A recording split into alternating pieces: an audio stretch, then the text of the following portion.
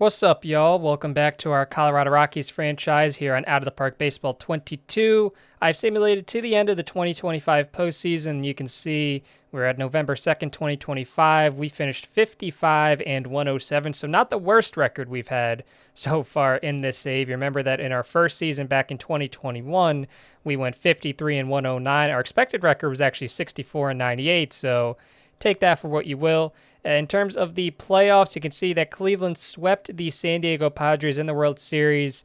So there we go. They have won for the first time in this save. We'll see if they can go back-to-back next year and win 2 times in this save. We'll start with the Wildcard Game. I'll just go through this real quick. So Toronto toppled Minnesota 1-0 in a thrilling game. You can see, thrilling win. And in the NL, it was Atlanta coming out on top over the Dodgers. In the division series, all 4 of these series in the ALDS and the NLDS were sweeps. Tampa Bay swept Toronto, Cleveland swept the Angels, the Braves swept the Mets, and the Padres swept the Cardinals. And that led us to the AL and the NLCS, both of which went 7 games following the sweeps in the DS. In the LCS, both series went 7 games. In the AL, Cleveland got out to a 3-1 lead over the Rays, and then Tampa Bay battled back, won the next 2, and then Cleveland took Game 7, 5-3, although the series MVP was Whit Merrifield, who is now on the Tampa Bay Rays. You can see in the NL, it just went back and forth. San Diego ended up being the first team to win 2 in a row, and that's how they won in 7 games. Unfortunately, they ended up getting swept by Cleveland. Cleveland won Game 1, 3-0, Game 2, 6-4, Game 3, 1-0, and Game 4, 4-1. So great pitching out of the out of Cleveland, excuse me.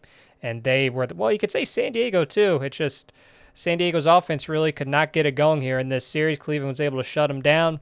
And that is how the 2025 playoffs went here in OOTP 22 in this save.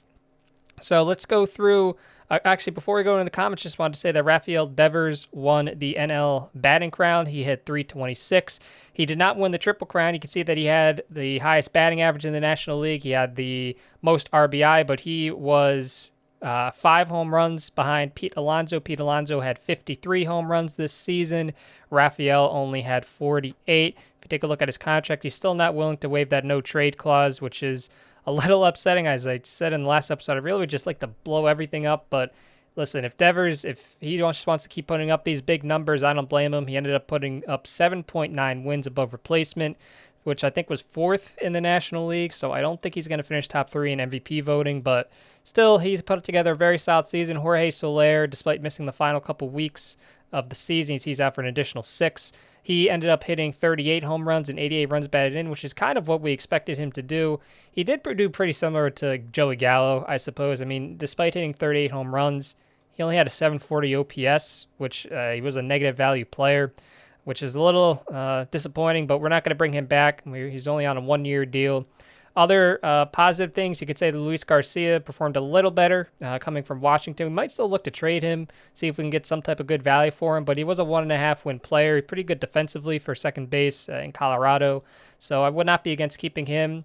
Danny Chacon really improved as the season went on, and he ended up with an 822 OPS in his rookie season. He put up 1.5 wins, a 114 WRC plus, 27 home runs, 78 runs batted in.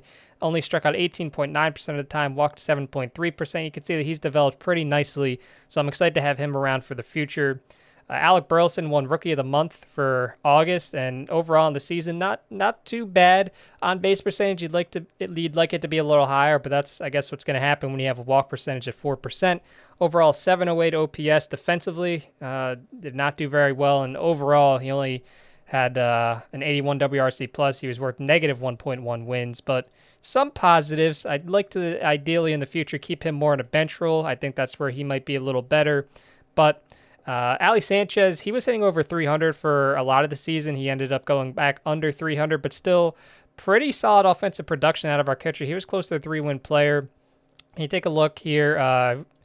If we go to the contract, we still have him under team control, and I'm excited about that because now we have him. We have Drew Romo, who actually did not do too bad. We can take a look here at Drew Romo, a 711 OPS, and he was close to a 1-win player. So we got some good production out of our catching spot this year, which is really, really good. I was happy about that. Manuel Margot actually did very well with us.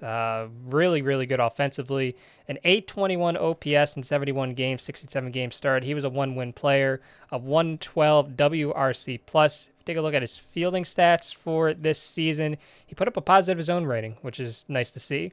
So I'm not going to bring him back. I imagine he's going to want a lot of money. He made $13 million this year, but it was nice to kind of get some solid production out of our center field spot as the season went on. Pitching-wise, was not the greatest. Adrian Morjan, of course, we took him because we thought that he could maybe be that left-handed anchor that we've needed. He put up a 5.06 FIP. He was a 1.4 win pitcher. The final month of the season was kind of a struggle for him. He was doing all right before that, but that was that. We had to put the rest of these guys I'm not too worried about. We had to put Adrian Hauser in the rotation just because we needed an arm, and he wanted to go in there. He really wasn't that bad. He put up a 4.28 FIP. He was close to a 2-win pitcher. So, I mean, for $1.2 million, I think we can't be too upset. Denny Brady, this was the guy that we got off of waivers from the Angels, and I guess you could say he ate some innings for us here. I mean, you could see some games he went kind of deep, spared the bullpen a little bit. 5.49 FIP. I don't really know what else I could have expected, but he did his job. Same thing with Tony Gonsolin. I mean, he couldn't really go 5 innings, but listen, we just needed guys in the rotation that could just pitch, and Gonsolin, I guess he did that. He did a little better with San Francisco than he did with us, but what are you going to do? Hunter Green, we got him in. Not too bad, a 5.49 ERA, but the 4.02 FIP is really encouraging. He was worth 1.9 wins, so that's encouraging moving forward. I hope that he can kind of do the same thing next season and beyond. In terms of the bullpen, it's a lot of these guys are not going to be in our bullpen of the future. Kyle Finnegan, once again, had a pretty solid year with Colorado. 5 increased FIP from 2024, but listen, at 34 years old, I can't be too upset with what he was able to do in the bullpen. Jacob Kostichak put up a 4.91 FIP, so he didn't have the greatest season. Tim Hill, we just got as a cheap lefty to put in the bullpen. 3.60 FIP after getting traded from San Diego to Colorado, so not too bad there. Raimel Rosa had a pretty solid campaign as well. Can't be too upset with him. Rest of these guys I'm not too worried about. Rocker is just there because you can't have guys on the IL during the offseason, so I decided just to expedite that process and bring him on the roster now.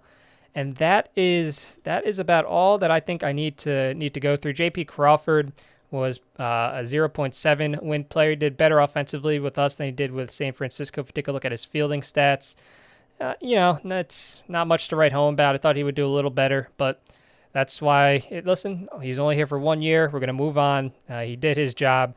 Overall, he finished 5th in runs scored and 15th in runs against in the National League. So let's get into some comments before we move on to the offseason. So let's go here to, I'm just going to bring this up here. Number 1. You have some special looking prospects. You have to commit to spending more money for player development. Look at your roster and how many homegrown players you do you have. That is an issue. You could fill vacancies in the offseason with internal promotions of players on minimum deals to free that money up. Yeah, that's why I wanted to really blow the team up. That was honestly the main reason. Getting prospects was obviously nice, but I really wanted to just free up the money. You can see now we have $33 million for free agents, $2 million for extensions, close to $3 million. I really just want to put it all into development budget and scouting budget. I think that would really help this team. I think I've learned that we can't just throw money at our problems and expect everything to go well. So we need to. I'm not going to say operate like we're a small market team, but I think we really need to do the best that we can, developing players, scouting players, finding players that we can, develop internally, and then be able to just have a nice, good crop of homegrown talent. I think that's going to really be what we need to do moving forward. So that is what we're going to do.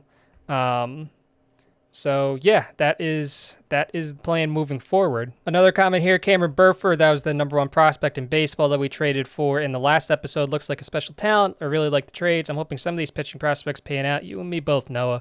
Could you maybe start showing international amateur signing period? Definitely.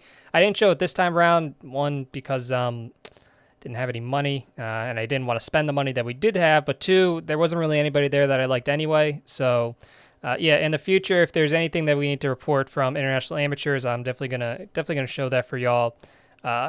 Moving here to some new comments. This one was actually pretty good. It actually sparked a nice discussion, which I think is really cool.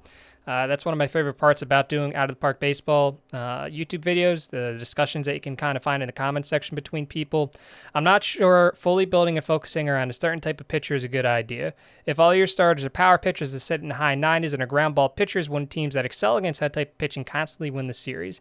I don't know much about OOTP, but I love the series. Thank you. This was just something that I noticed. Maybe variety is what your pitching staff is missing. Yeah, this is always going to be an overarching thing about how to build a pitching staff, especially in Colorado. Other places, it's going to be easier. Colorado, you kind of just have to, sometimes mix and match. I, of course, have been trying to find power pitchers with good stuff that could strike out a lot of guys. Historically, in my experiences, that has done well in Colorado, guys like that.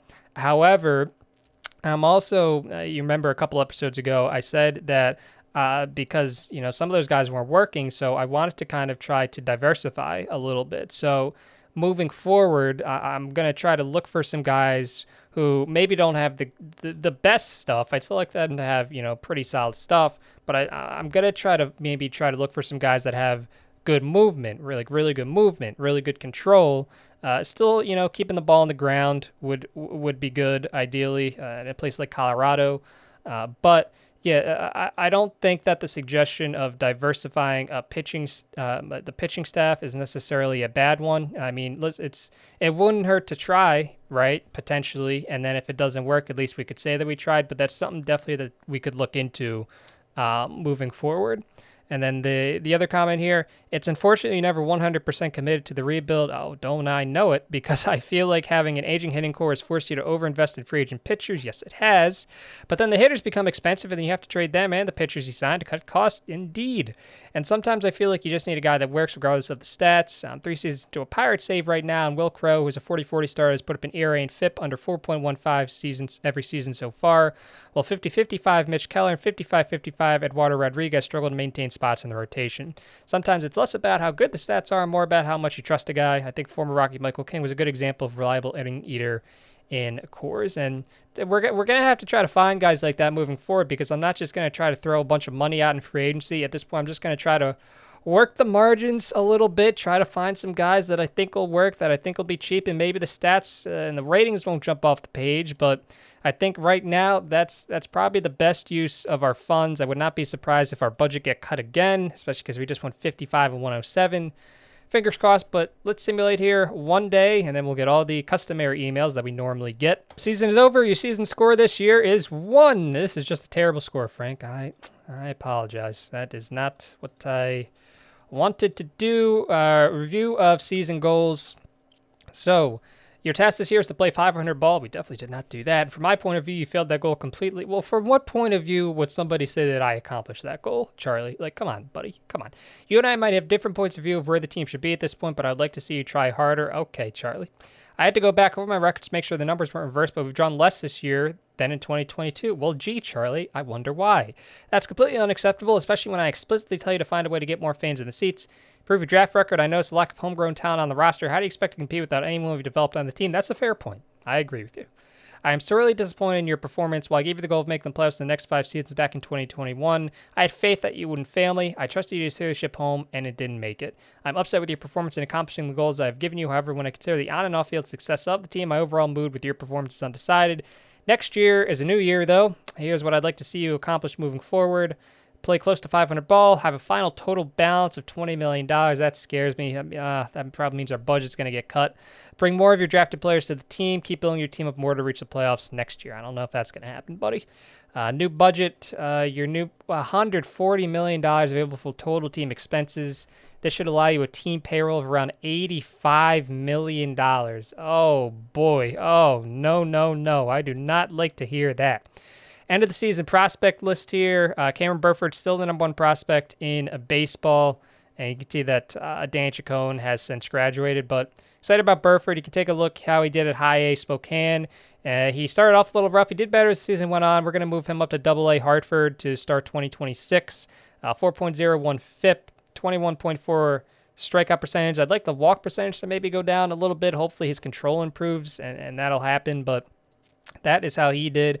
I guess I could show how some of my top prospects did. Maybe that would be a good thing to do. So if we go to Colorado, right there. So we know how Chacon did. Jenderson Zapata, if we go to Zapata, this year we had him at High A Spokane. He put up a 4.87 FIP, a 4.65 earned run average. His control has been really troublesome, which I knew trading for him was going to happen, but 100 strikeouts to 60 walks, that is a pretty ugly ratio. We need him to get his control up if he's ever going to be a good part of our future rotation. Still number 12 prospect in baseball, but we really need that control to improve. Derek Curiel, we had him up in Fresno this year after a couple of brief stints at rookie ball, and there he put up a 109 WRC+. He was a 3-win player, a 730 OPS, which I'm not too upset about. 19 ranked prospect in all of baseball. We were going to move him up, maybe to High A Spokane, maybe the Double A. I'm not too sure yet. He's only 20 years old, so I might just put him up to High A, see how he does there, and then move him up to Double A at some point in 2026.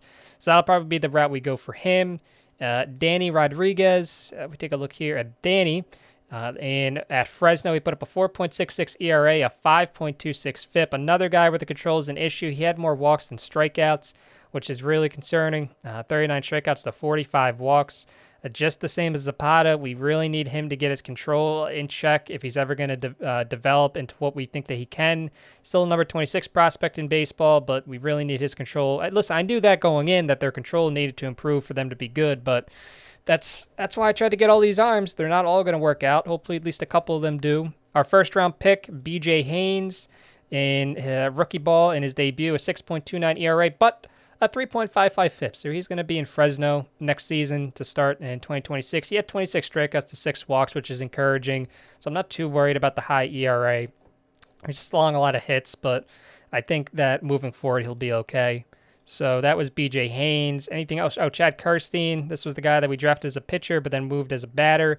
And in his time, he put up a 111 or a 139 WRC plus at rookie ball. So I decided to move him up to Fresno because he's 23 years old, and he still kind of held his own there. 789 OPS, a 111 WRC plus, a 1.5 win player. So he seems to be developing pretty nicely. He's turned into a top 100 prospect in baseball. Number 99 just made the cut.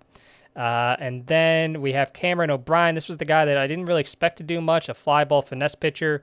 You can see that, not surprisingly, he did not do very well. A 4.18 ERA, but a 5.55 FIP, 16 strikeouts to 16 walks. You're not going to be successful if that's what your strikeout to walk ratio looks like. Glenn Bannon, this was the other guy that we drafted as a pitcher and turned into a batter at rookie ball this year, an 84 WRC plus. So he did not have as great of an introduction to full-time batting as Kirstein did, but hopefully he kind of turns out to be what we thought that he could. A lot of speed, so hopefully he can kind of utilize that. He's 21 years old, so I don't know really where we're going to start him next year. We might have to start him in rookie ball again just to see if he can kind of get things under control, but we'll see. And then finally, Victor Molina. This is another guy that we drafted. This was our second-round pick as a reliever. He started one game at rookie ball, and overall he did pretty well, and then we called him up to Fresno, and he did not do very well. So he's going to start again in Fresno in 2026. We'll see if he can do what he did down in rookie ball, where he had 25 strikeouts to 2 walks as opposed to 16 strikeouts to 11 walks in the same amount of innings pitched. I think he'll be fine moving forward. Once again, it's another guy who need that control to get beefed up here sooner rather than later. And that is about that. So this was obviously for 2025. 2026, we're at 82. It would be really great if we could get Devers' contract off the books. Can I shop him around? Is there could it nobody offers a single player? How about regulars? Would anybody offer a player? Oh, all right. Well, hold on. I guess that means that he waived his no trade clause. I'm not going to do this trade. Okay. All right. So this is. So we could trade him. We could trade Devers now, which is good. And that's what we're going to have to do. I need somebody better than Bailey Falter. Well, yeah, I was going to say if he had high movement, this guy would be kind of intriguing. But I do need to get something better for Devers than Bailey Falter. But Who's the other team that was interested in him? The Mets are interested in him, and the Phillies are interested in him. So this is, we're going to trade Devers here. So give me a second. I'm going to try to find some type of good package here. Actually, I'm going to wait on Devers until free agency starts. I think that would probably be a good thing to do. That way I can kind of see where teams' budgets are and who we could really use them. But that's good. That'll help us really pump money into where we need to pump money into. So I'm going to simulate up ahead here a little bit, as always. By the way, I realized I forgot to go through this. The guys that got fired. And AL gets rid of designated hitters. Oh, wow. Oh, no. Oh, my goodness. League officials have just announced that the American League no longer allows the use of designated hitters, forcing pitchers to hit for themselves. The rule change is intended to bring back a new level of strategy to the game. Yikes. All right. The Reds fired their GM. The Phillies fired their GM. The Rangers fired their GM. The Mariners fired their manager. The Angels fired their GM. And there's a new owner for the Boston Red Sox. Sean Henry no longer owns the Red Sox. That is Nate Kaba. So there we go. That is that. I do have to get a couple new coaches, a manager and a pitching coach at Fresno and Spokane. But that is that. I'm glad I showed you guys that. I almost forgot to do that. All right, now I'm going to simulate up ahead here. All right, so we've gone through all the awards, and now I'm going to go through the salary arbitration. So we're not going to bring back Gonsolin. We're not going to bring back a lot of these guys. We're not going to bring back Davis. We're not going to bring back Finnegan. We're not going to bring back Tim Hill. Maybe Kostichak, maybe Rosa, definitely Sanchez, maybe Stevenson. Not Hauser, not Soler. We're not going to give them the qualifying offer. They're definitely not going to get that kind of money on the open market. We're not going to bring back Crawford. We're not going to bring back Guzman. We're not going to bring back Margot. And then I'll go through these minor leaguers in a second. All right, so let's try to give Green an extension here. And, oh, he's not interested in discussing. Okay, well, I guess we'll just give you $850,000. So we're gonna have to go through arbitration with Hunter Green because he doesn't want to do it. We gave Kostichak $850,000 so we can withdraw that. We're really gonna have to be cheap this year. Offer contract extension Rosa. We're gonna try to give maybe $975. Would you do that? Okay, so he's under $1 million. Ali Sanchez we definitely want to bring back. Not for that much money. Would you take maybe just $2 million flat? No, how about 2.1 million? Okay, so we get Sanchez back for 2.1 million, which is under his ARB estimate. Andrew Stevenson, if he just wants like a minimum kind of something, I am not giving him that much money. No. Nope. Right? Yeah, no, we're not going to give Andrew Stevenson that kind of money. So we have to do arbitration with one guy. It's Hunter Green. And then let me just go through these minor league guys real quick. All right, so we offered minor league extensions to the guys that we want to get rid of. So let's go through the awards now really quick. Philadelphia Phillies players star in new commercial. Good for you guys. AL Gold Glove Award winners, we had Giolito, Cal Raleigh, Evan White, Rosario Chapman, Arias, Torkelson, Byron Buxton, and Joe Adele. In the NL, we did not get anybody. It was Kyle Muller, Ivan Herrera, Freddie Freeman, Nate Allen, Nolan. Oh, that was the guy that was in the commercial. Nolan Arenado, Nick Ahmed, Jake McCarthy, Kristen Pache, and Jesus Sanchez. In for the reliever of the year in the AL, it was Eduard Bazardo, and then Diego Castillo, Lucas Sims, and Yaniel Correa. So it's nice to see that Castillo bounced back for the Red Sox. In the NL is Matt Cronin, Will Vest, Yep, and Josh Hader behind him. AL Silver Slugger Awards, it was Salvador Perez, Vlad Guerrero Jr., Jimenez, Franco, Lindor, Jimenez, Trout, and Larnach. And in the NL, it was Joey Bart, Pete Alonso, Gavin Lux. Devers won a Silver Slugger this year, which is cool. Tatis, Soto, Bellinger, Acuna, and Keston Hiura. Posted player, we're not going to really look into him. Rookie of the year in the AL was Matt Wallner, followed by Hunter Bishop, Robert Pujols, Eric Silva, and Andrew Painter. NL, it was Danny Chacon winning Rookie of the Year, so that's cool. Alec Burleson got a point there, which is nice. AL Manager of the Year goes to Adam Rosales of the Cleveland Indians. In the NL, it was Jace Tingler, Cy Young in the American League, Michael Kopech, followed by Shane McClanahan and Nate Pearson, your top 3, which is pretty cool. Corbin Burns. One was number 4 for the AL Cy Young Award race. And in the National League, it was Shane Bieber, who was on the Cardinals, followed by Sixto Sanchez, Matthew Liberatore, Garrett Crochet, and Thomas Zapucki. And not surprisingly, we did not get anybody there. American League MVP was Vlad Guerrero Jr., followed by Francisco Lindor and Mike Trout. And in the NL, it was Acuna, Devers. That was a close race. Acuna had 348 points, Devers 334. If our team was better, maybe he would have gotten some more recognition. But there are your award winners. So let me go and do the, let me sign the coaches that I need to sign really quick. All right, so I got the offers out that I need to get out. So let me actually go to my salary screen again real quick. We'll get rid of some of these guys that we don't need anymore just to clean things up a little bit. Almost forgot to give Kumar Rocker a contract extension, so we're going to give him 4.25, and he will be back at some point next year. And that is that. I think we got rid of everybody that we need to get rid of. Oh, Tim Hill we're not going to bring back. And I think that's it. I mean, we're not going to release Josh James. We'll see if some team wants to take on that contract.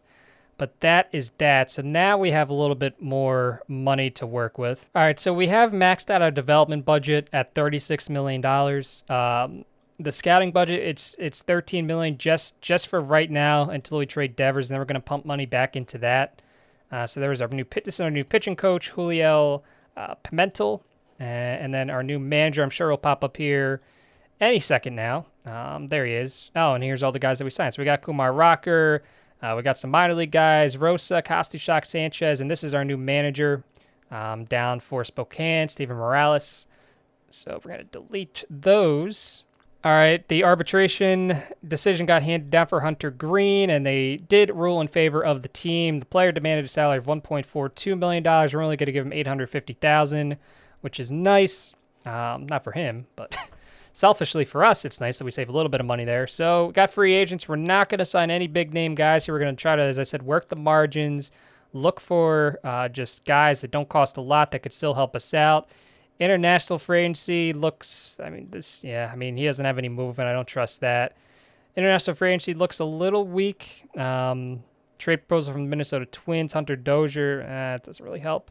So Yohan Moncada, Trey Turner, some of the top names. Dylan Cease, Ranger Suarez is a top name. Jack Flaherty, JT Realmuto, Cal Quantrill. So there's some names out there. So now we're going to try to trade Raphael Devers. We'll see if some more teams are interested.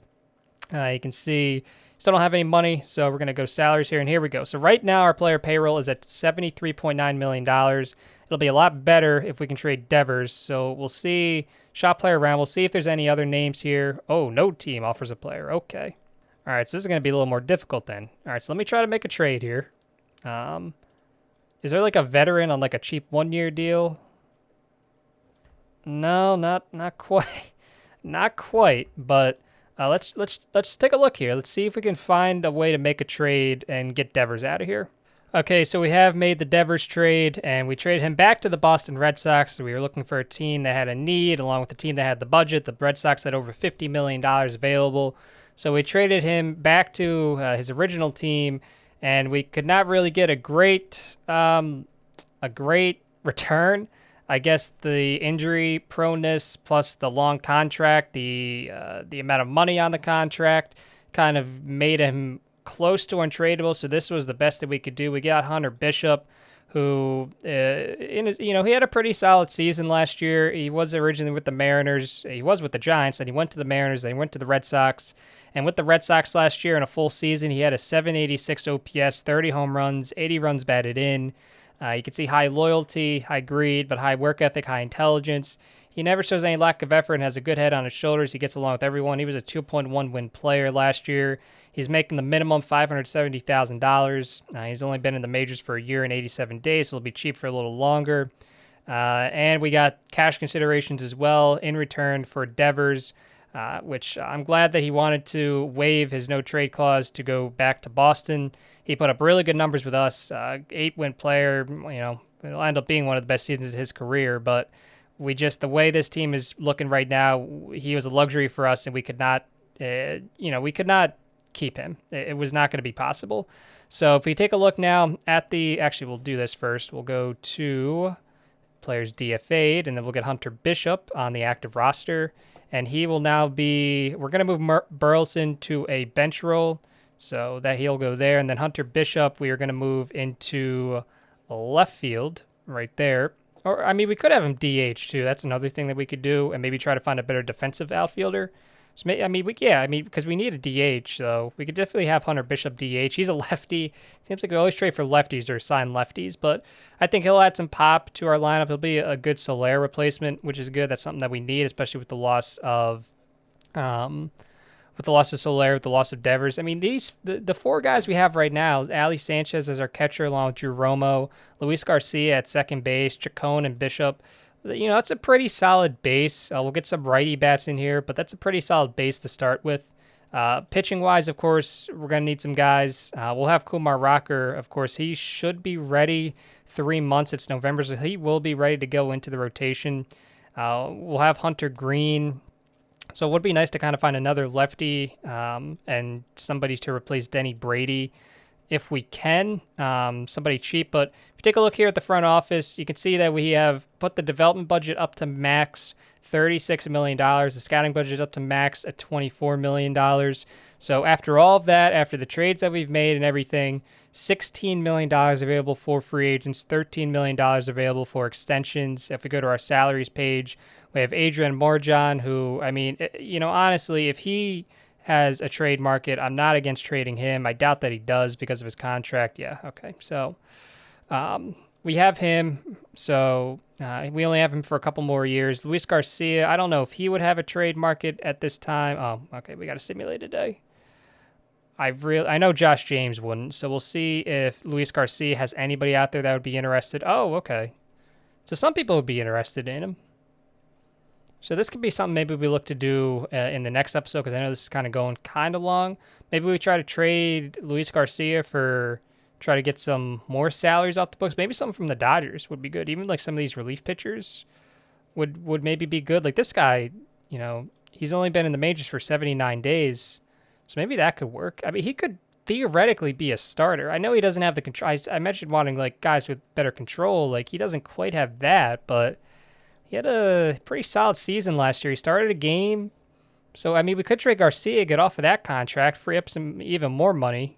So that could be something that we do. Yeah, I would not be against doing that at all, honestly. I'm not going to trade for Garrett Crochet, but yeah, not against trading Luis Garcia. Some of the names here are pretty appealing, especially, some of the younger guys that don't have a lot of Major League service time. That's what we're looking for at this point. Yeah, okay, so that's something. Let me know if you guys think that we should do that. We get Luis Garcia off the books. As I said, we got him off of the waiver wire, so it's just basically free money at that point. He's going to be making more money as the contract's backloaded, so this might be the time to do it since we're not ready to contend. He's probably not going to be here by the time we're ready to contend. I know Josh James isn't going to have anybody interested. I know for a fact. Herman Marquez. All right, well, no. But, yeah, so I think that's a good place to end. We'll take a look at the free agents. As I said, we're just going to work the margins here. We'll try to find some cheap guys. We're going to do all players here. So we're not going to shop here at the top. We're going to try to look for guys that, maybe are undervalued, maybe aren't looking for a ton of money. So we'll go with the starting pitchers here real quick. Joan Duran, he's done okay for the Reds over the past 3 seasons. He's only wants $1.3 million. Solid control, I guess. I mean, there's, these are the names. So I'll scroll down here. Corbin Martin, I know he's on the trading block for a while. He was okay for the Diamondbacks. Not very great. I don't think he would get any better in Colorado. Kenta Maeda, no movement at all. Extreme fly ball pitcher, so that's probably not going to work. Did really well with Boston, though. Brady Singer, he wants $8 million. It's going to be too much. Yeah, so we'll do free agency in the next episode. I think that would be a good thing. This was just kind of getting through the offseason, first part of the offseason, and moving forward. So we'll need some relief pitchers, starting pitchers and stuff. Just really, really cheap guys, like 1-year deals. And I think that's how we're going to go next year. So then thank you all for watching. Thank you all for all the comments and stuff. It's always nice to read. And I'll catch you guys again next time. Thank you for watching.